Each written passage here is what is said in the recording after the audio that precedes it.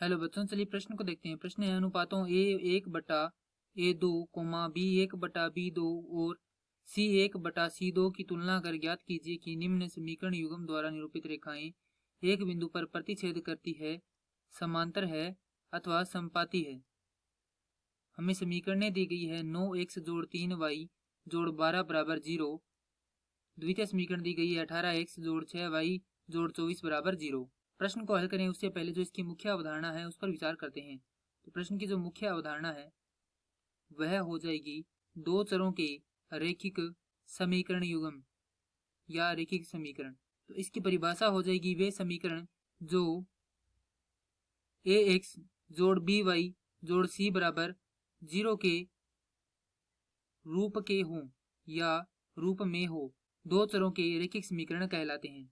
अब यदि हमें जो अनुपात दिया गया है A1/A2 बराबर B1/B2 बराबर C1/C2, यदि तीनों बराबर हो तो हमें एक रेखा किस प्रकार की प्राप्त होगी? हमें रेखा प्राप्त होगी समपाती रेखा।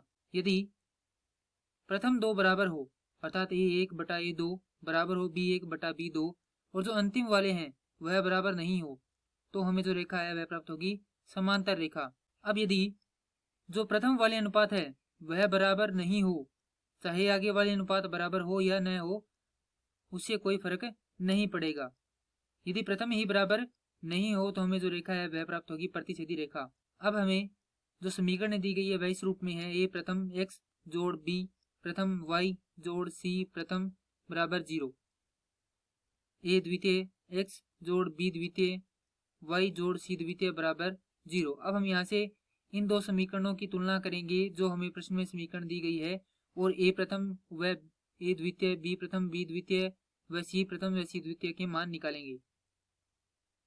तो यहाँ से तुलना करने पर हमारे पास जो a प्रथम है उसका मान 9 प्राप्त होता है, a द्वितीय का मान हमें प्राप्त होता है 18, b प्रथम का मान हमें प्राप्त होता है 3 और b द्वितीय का मान हमें प्राप्त होता है 6, c प्रथम का मान हमें प्राप्त होता है 12 और c द्वितीय का मान हमें प्राप्त होता है 24। तीनों को यदि हम बराबर रखते हैं, सबसे पहले इनको बराबर रखेंगे, जो बराबर नहीं होंगे उनके बीच में हम चिन्ह लगा देंगे।